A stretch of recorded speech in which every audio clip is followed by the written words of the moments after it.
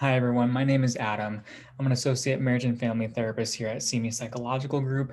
And today I really wanted to talk to you guys about how to help our teens who are struggling in school. School transitioning back to in-person has been an exciting, confusing, exhausting, tiring, fun even time. It's been very difficult for a lot of kids and a lot of parents having this whole transition period happen. So I just want to give a few different points of how we can start supporting our teens more who are struggling in school specifically, and how we can just offer more help. My first point would be trying to shift our expectations at home. So what do I mean by that?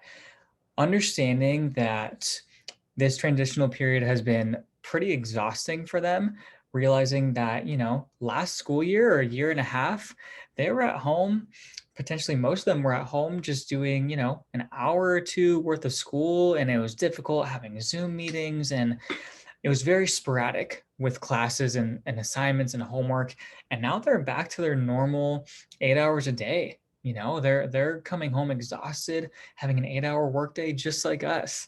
And we ourselves, as adults, we know that we need to decompress, and we need to take a relaxing time to ourselves, and just try to um, further get rid of those feelings of exhaustion, really.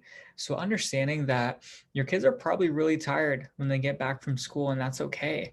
And we want to make sure that we are interested in that. Show that you care about their day, ask them about their day, see how exhausting it was, and understand and respect their boundaries. If they're a little too exhausted to talk for a little bit, that's fine. Give them some time to themselves to decompress. And overall, just try to collaborate with some of the expectations at home, because I know when we get our kids home, we want them to start working on their homework right away, or do their chores, feed the dog, whatever it might be. But just come to a mutual understanding of what that can look like. So maybe if they want to come home and relax for, a half hour, take a quick nap, eat some food, listen to some music, great. And then just know what the expectations are after that.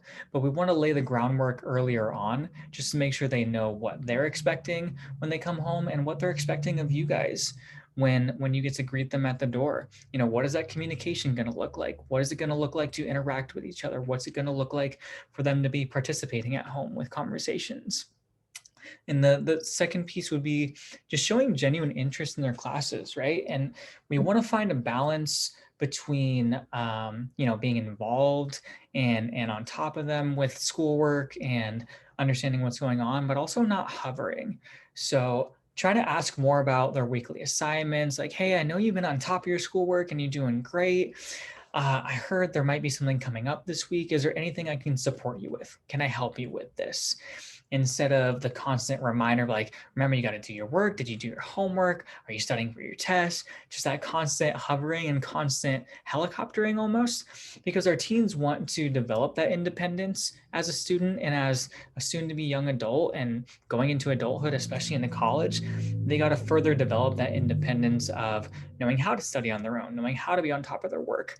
So maybe trying to even collaborate with the teacher and get their syllabus and just understand it more, and study it more, and kind of know what to expect of your child during this time of school, and seeing what might be stressing them out and how you can support them with it, really.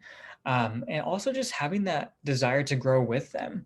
We want to approach these conversations and situations of knowing what's expected of school with trying to understand more what they're going through. Like, what are you learning in school? How can I learn more about this? That sounds super interesting, which goes back to, or goes forward to my next point, or my final point really, is just offering more support with that schoolwork and that homework, whatever that might look like. And a lot of us may have developed certain ways of doing our own schoolwork when we were in school at their age, and it might be different now with their learning process, but still trying to offer that support and offer that help, right? We want to offer as much help as we possibly can, and really try to have them teach us a little bit too. If we don't fully understand something, it's a great opportunity for your kid to just simply, teach you more about algebra, or about calculus, or about chemistry, whatever the subject might be that we're not as equipped with.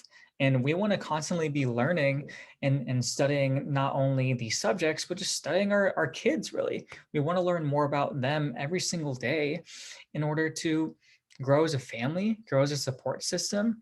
And if they're struggling too much with a subject that maybe you don't fully understand, then offer those outside resources. Find a tutor, find a support group that they might need, and just find different ways that you can support them with this kind of stuff.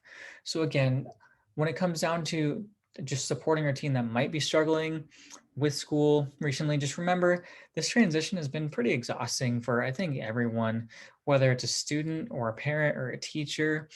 Going from Zoom meetings to 8-hour days again is pretty tiring and pretty crazy. So just better understanding what those expectations at home might look like and just shifting those a bit. And then just showing genuine interest in their classes, really having that desire to learn with them and grow with them.